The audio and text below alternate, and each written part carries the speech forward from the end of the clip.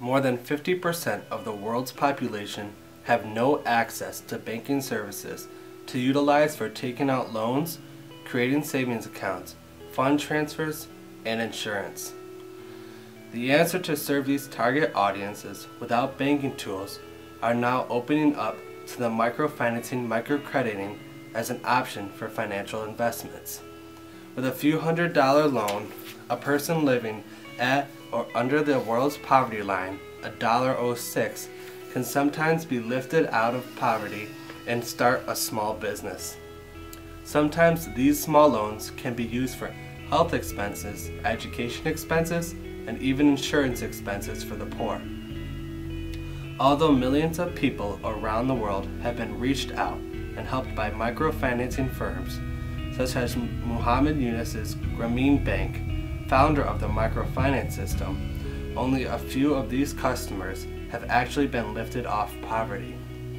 In fact, there are little to no evidence that suggests a direct correlation between microcrediting borrowing communities and financial security. Microfinancing just do not have the financial backing to provide larger loans to individuals looking for a chance to start business ventures. Furthermore, there is a small demand for larger loans due to a lack of empowerment and source of faith to believe in the poor's potential as an entrepreneur. Finally, microlending firms have generated a continuous circle of poverty traps from high interest rates. Developed nations, on the other hand, have banks that provide loans, banking tools, and consulting services to aid individual inspiring entrepreneurs. The problem lays, however, in that most banks rely on higher income generating clients for effective service delivery. This project's genesis comes from the blending of these two ideas, taking traditional banks with microlending banks to create the next level of financial security for the microcrediting borrowers by turning them into job creators. Let's take you step by step. Initiating a relationship between an international bank with a well-settled microfinancing company in a village within a developing nation. Step number 2. When partnership is finalized, the microfinancing firm will screen and choose for a few potential high-yielding, responsible clients with the potential of carrying a vision for a job-creating business. Step number 3. Within an appropriate time frame, individuals that are now adapted by the international bank will have the finances, consulting, and educating knowledge and time to run a self-sustaining business that will grow into a mid-size or larger size business. Hence, job opportunities will be available at paying rates 2 to 3 times larger than the average yield income of $2 a day. With enough population earning this amount, human capital will increase, which will elicit an increasing demand for essential goods that would otherwise not be provided in the village, mainly due to the lack of current demand.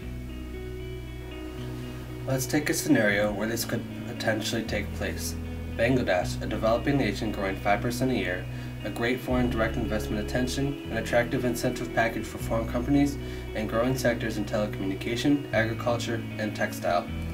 Shorebank International, a for-profit, focuses on business advisory for long-term financial modeling around the world, including East Asia and the Pacific. The Grameen Bank, a Bangladesh-based microfinance bank, invested billions of dollars to help over 10 million Bangladeshi move above the $1.25 poverty line and has created several subsidiary companies around the vision to eradicate poverty. Imagine that Shorebank and Grameen Bank come together at their Islamabad and Dhaka bases. Shorebank will then go to a village in operation under Grameen Bank to initiate its services and selected individuals from Grameen. Out of the small village, 6 prominent candidates are selected and agreed to take the risk with Shorebank. Now these 6 individuals have received microcrediting from Grameen for years and have all paid their loans every time. However, they usually paid the loans with interest but never actually started a business. But each shows individual skills that can be invested in. Telecommunications, agriculture, and textiles are the services represented. Shore Bank, with its services and advisory, will help each in business education and walk them through the first steps, and depending on the services clients are involved in, they will receive loans in accordance to projected expenses.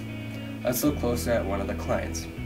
Imran, a 22-year-old that finished primary school and speaks fair English, supports his mother and younger sisters, and his father moved to the city for work supporting his family limitedly. Imran is single and full of ambition and ideas because of his interaction with the internet connection via smartphone gifted by his father. Imran took out 6 microcrediting loans and would buy phone cards with the money and then resell them at a higher price in the local street market. With his inspiration of communication in English, mainly due to his smartphone, Imran would like to start his own phone shop in his village, since believing that his peers would buy the phones after seeing how Imran's Shore Bank project can work, and it will have a startup cost that includes online verification, stamp fees, file documents with the Register of Joint Stock Companies and Firms, company seal, register with the tax authority, register for VAT, obtain a trade license, and initial inventory. This is a total of 21,275 Bangladeshi taka, or $271.89 US. Luckily for Imran, his father had a closed shop in his name before he went out of business and moved to Dhaka, leaving it to him. This overhead expense would have never covered through a microloan that is around $100 US, or 7,825 Bangladeshi takas. As the year progressed, Imran learns of the value of managing his budget, having a well-rounded marketing strategy, and starting to think in long terms, and networking and expanding his business. In the first couple of years, he will be operating at a loss, especially when he starts paying the loan back and needs to consider feeding himself and his mother. However, by his 4th year, Imran makes his first profit and begins to learn the value of saving. By year 6, his savings are used to expand his business by hiring help. On year 7, he hires another one. By the 9th year, he has a small workforce with a full running well-established store in the village street market. In 9 years, Shore Bank was investing in 6 others. 3 defaulted and could not continue. However, the other 2, a textile service started by Nika, has 9 working women full-time with sewing machines in an expanded shop. Akash took his first quarter acre and expanded it into 7 acres, expanding it into small animal farming, hiring 12 men. This small village now has 3 for-profit businesses selling goods, and are hiring at wages 2 to 3 times larger than the average income of $2.16. By the 15th year, near the sunset clause deadline for the testing site, 3 businesses are now at a growth rate that is providing 150 employment opportunities, and are partnering with other new businesses with loans and advisory help, growing with more job opportunities. At this stage, the bank received its loan repayments and interest rates 20%. Furthermore, the bank opened up a small branch due to new demands of loans from young inspired people. What's more, since human capital and standards of living have increased in the last 15 years, a small business school has opened up by the Grameen Bank, and a local government lobbied for FDI funding to bring in a small clinic in town and build better roads to export the agriculture and textile goods to the nearest big city, in this case Dhaka. Since the bank strategically looked for a village near Dhaka that was receiving funding for electrical power transfer, Akash's goods were preserved and transferred at almost 100% productivity. Villages without electricity usually lose 40% of their goods due to the lack of infrastructure.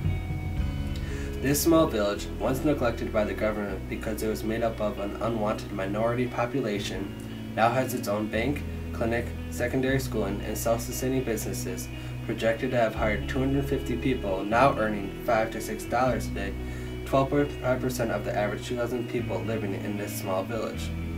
This has now created a small route of business between Dhaka and this up-and-coming small town. Granted, the bank could not uplift everyone in the village from poverty, mainly due to lack of trust or stubbornness from older generations. However, the younger population with open communication through the World Wide Web, like Imran, are embracing the changes and now leading it. Shore Bank saw this was a profitable business, and it helped bring a small village into the political map of Bangladesh, so they decided to move on the next village and replicate their initiative. As Shore Bank repeats this system in 10 different villages and gets a positive result of 12.5% a village, that would bring up 2,500 Bangladeshis off poverty. That's a 1.52% of the population of Bangladesh that would be off poverty in 15 years.